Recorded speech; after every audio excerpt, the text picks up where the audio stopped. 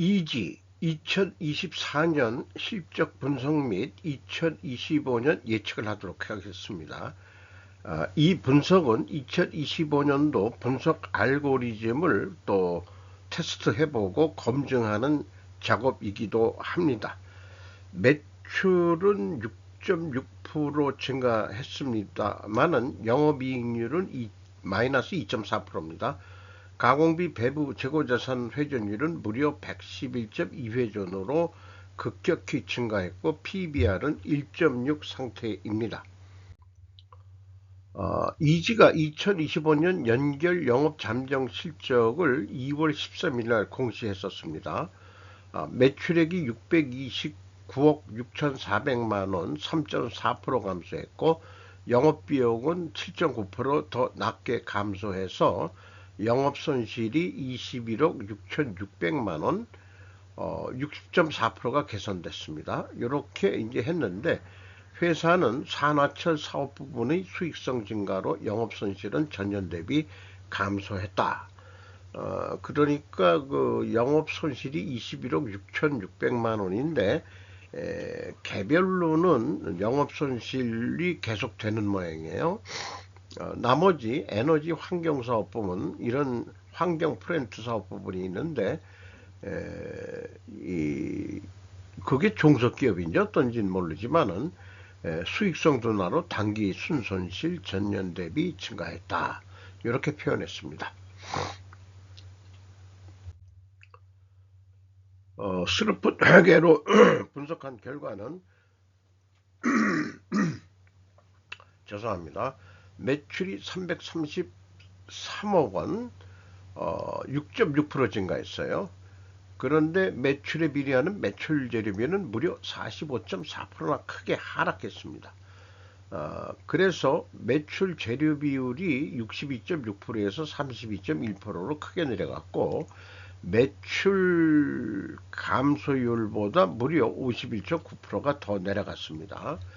여기서 우리는 그 원재료 및 상품 매입 가격의 하락 또는 판매 가격이 상승했다라고 추론해 볼 수 있겠습니다. 운영 경비는 235억 원으로 10.7% 증가했고 그 결과 TOE 생산성은 0.97, 0.41포인트가 상승했습니다. 그럼에도 불구하고 영업손실 8억 900만 원, 91.5%가 개선됐습니다.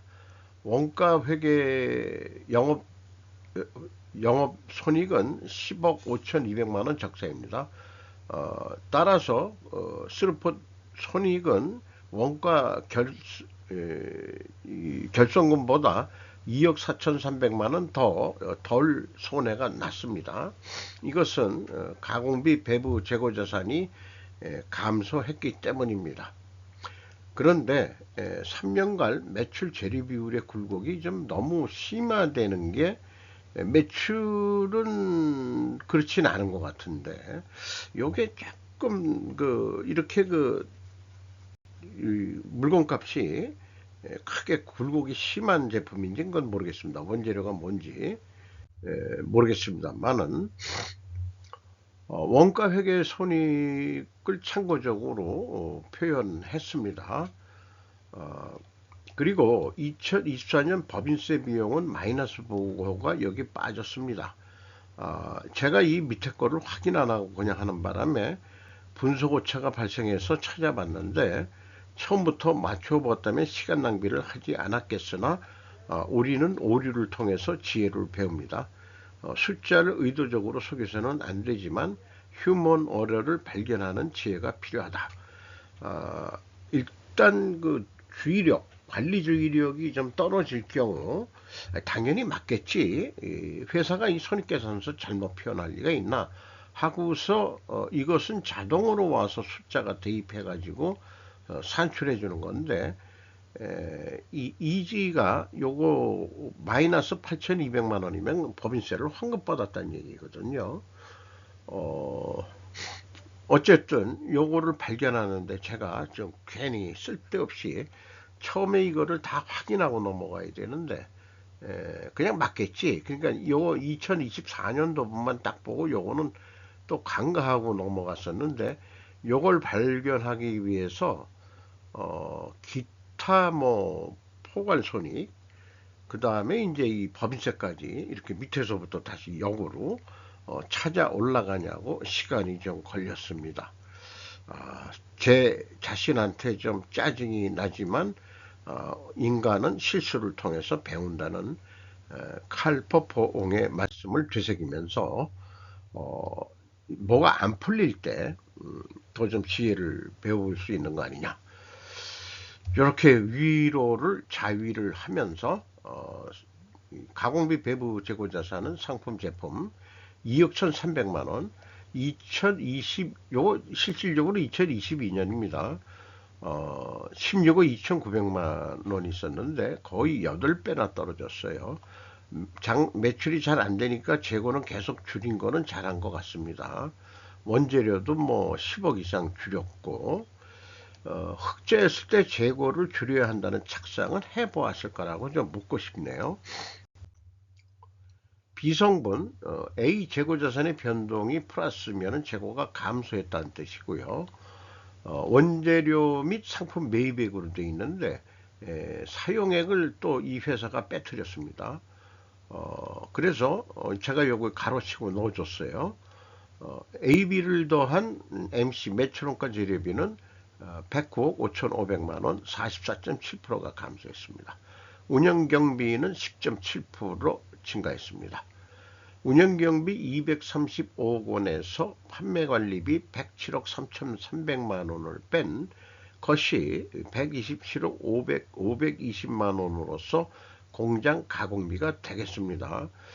2024년도에는 매출이 거의 유사한데 가공비가 또 50억 분이 안 된다. 이것도 너무 굴곡이 심해가지고 이거 이상하다. 이게 산화철 판매가 주종인데 변수가 오는 게 그 환경사업 부분에서 오는 건지 이렇게 굴곡이 심해가지고는 의심을 자꾸 사게 되죠. 제조업이라는 게 좀 그런 게 아닌데 장사가 됐다 안 됐다 뭐 이런 거 아니냐 이런 생각이 들어가네요.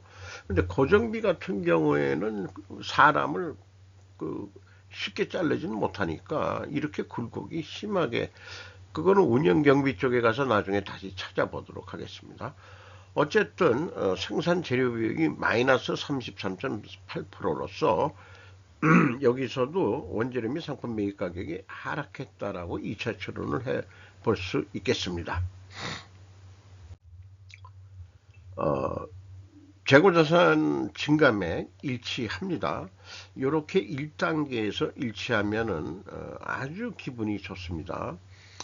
2023년, 2025년도 사업보고서를 다운받을 때 감사 의견 불일치가 나왔는데 재고자산에 관한 투명성은 입증되고 아마 재무 쪽의 감사 의견이 전년도분하고 뭐가 다르다 이렇게 해서 냈는데 그 내용은 뭔지 안 찾아봤습니다.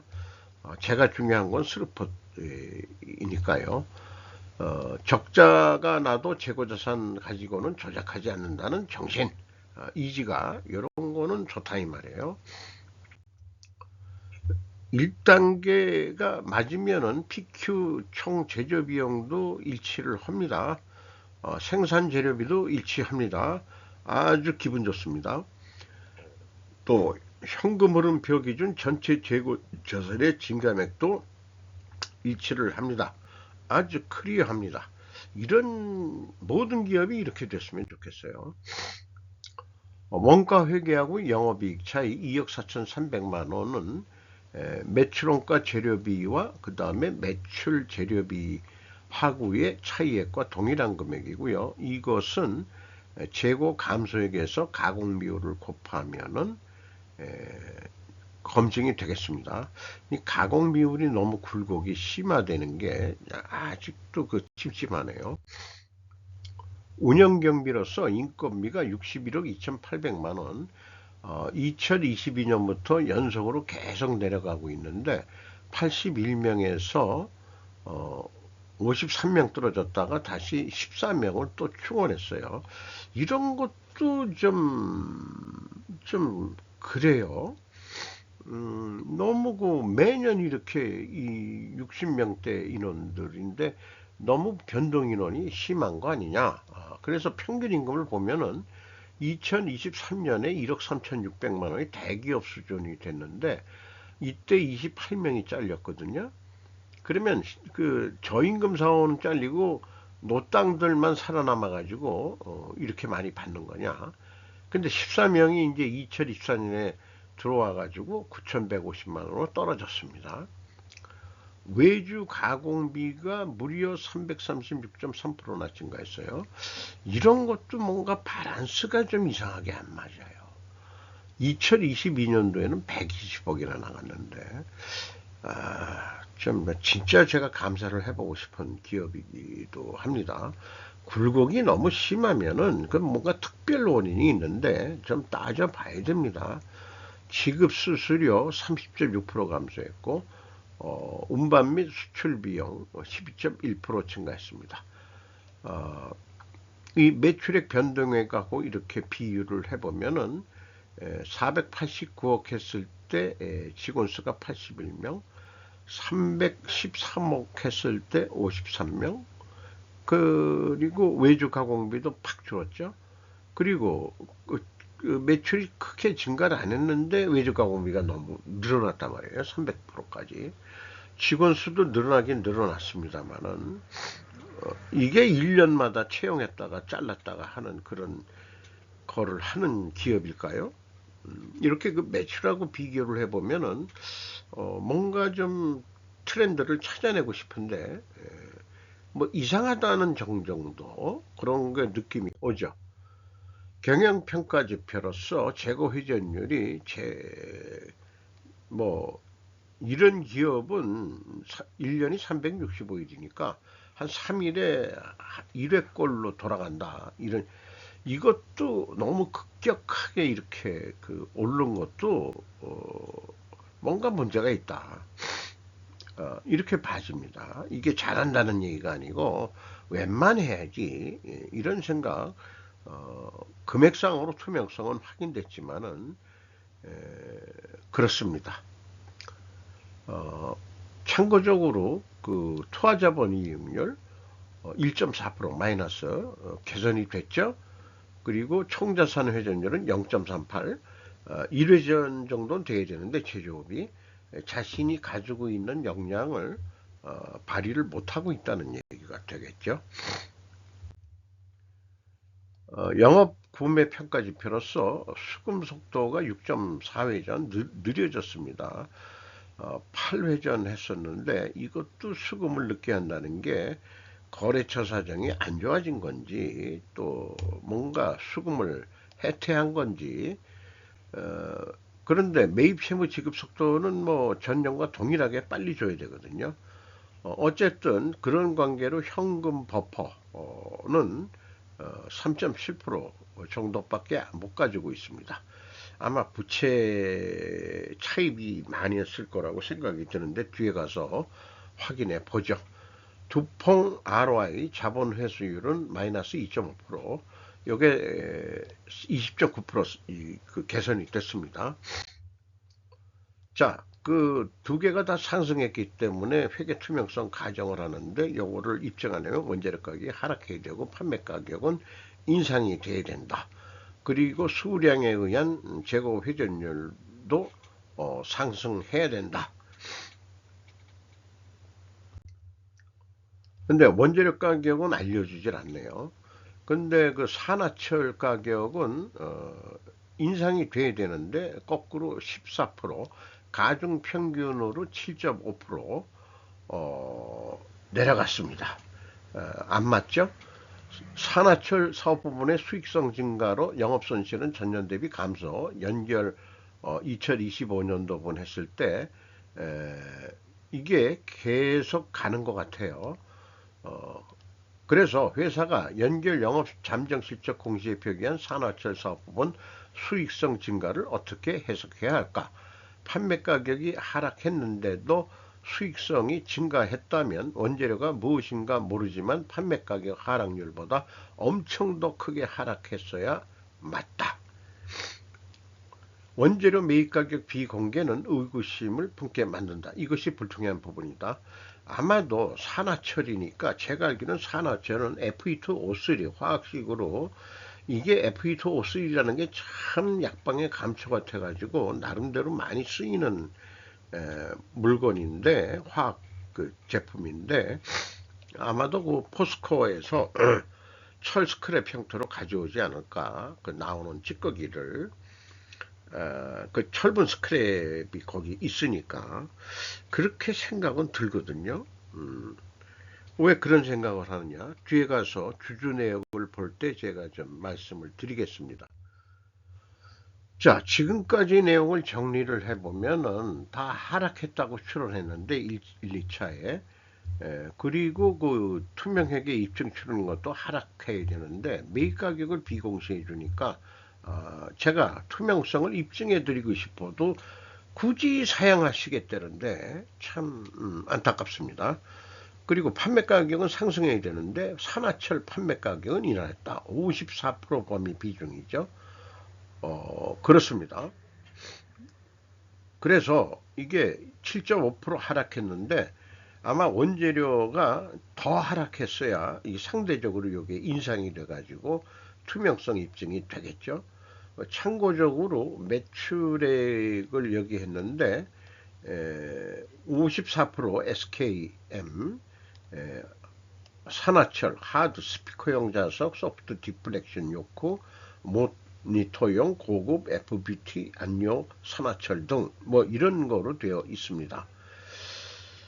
에너지 환경 사업 이런 매출의 그 비중이 그래도 95억 있는데 이런 것 때문에 가공비가 크게 달라지는 것 같기도 하고 뭐 태양광 사업도 조금 1억 2,800만 원이면 조그맣게 뭐 자기 공장에 뭐 어떤 태양광을 갖다가 설치했는가 그런 생각도 나고요.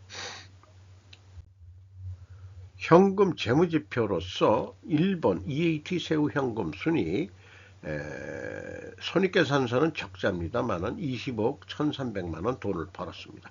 전년도에는 56억 적자였습니다.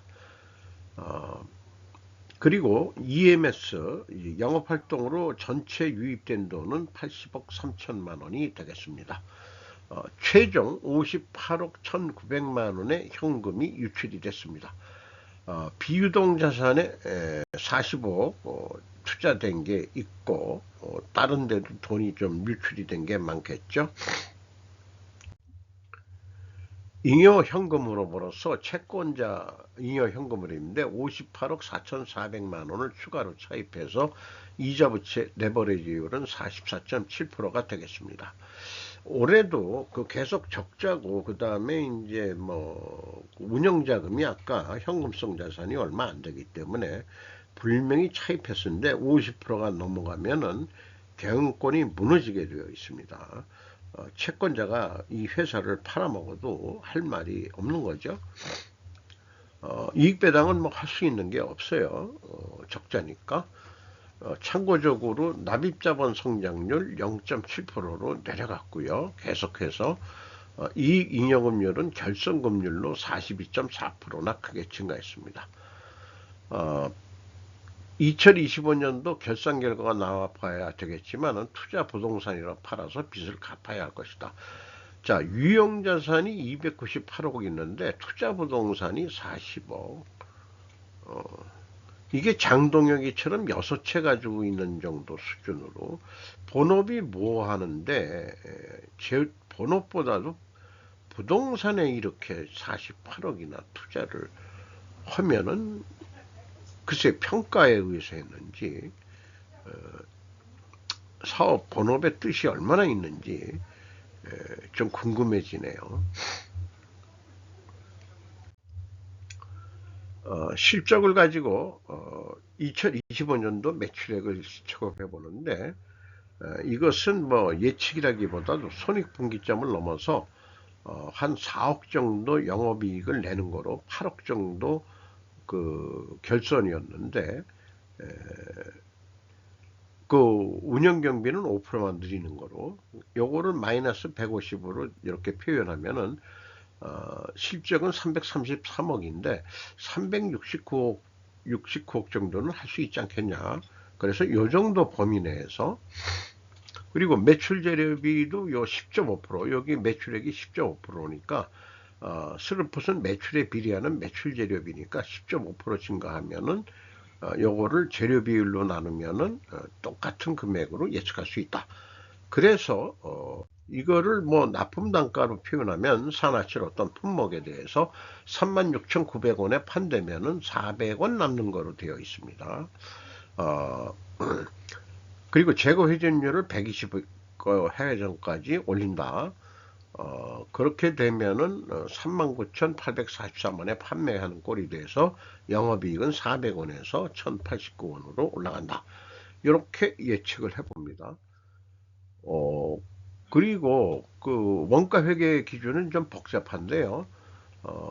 생산 재료비는 그 매출 재료비율만큼 더 추가 생산을 한다고 그러고, 재고가 감소하는 경우는 영업이 잔산을 못해서 재고가, 아니 잘해서 줄고, 재고가 10% 증가한다고 봤을 때는 영업이 생산한 거를 판매를 못해서 늘어난다는 두 가지 경우를 다 해봅니다. 그러면은 재고가 감소했을 때는 36,443원에 팔아야 되고, 그 재고가 증가했을 때는 36,000원에 팔아도 충분하다. 목표이익을 내는 데는 이렇게 되는데 스루풋 금액이 크게 나오니까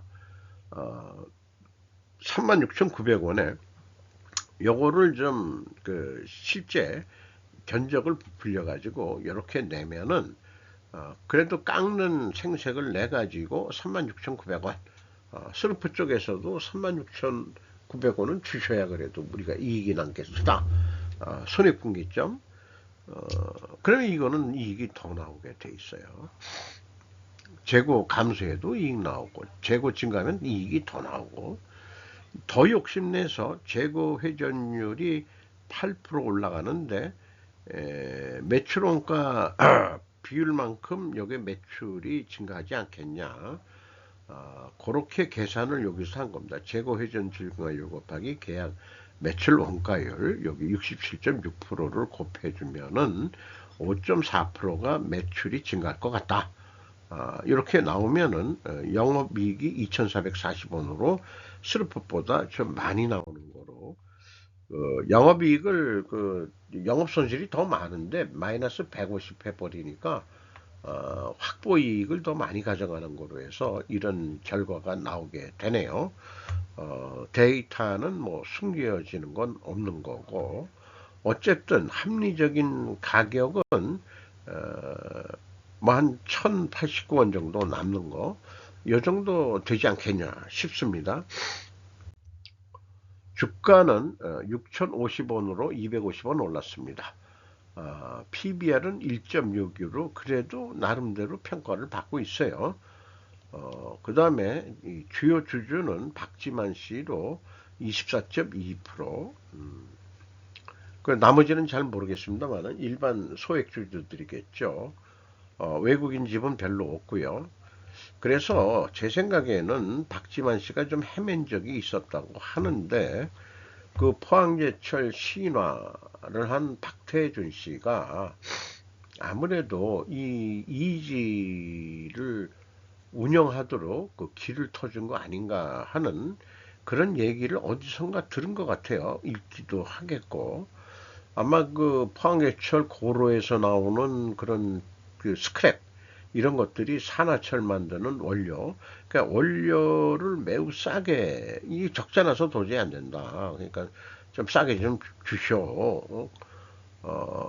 어쨌든 이 원재료 가격을 싸게 사야 이쪽도 좀 남게 돼 있는데, 판매 가격은 산화철 만드는 데가 여기만 아니고 또 수입선도 많을 거고 또 중국산도 있을 거고, 산화철은 Fe2O3로 알고 있습니다만은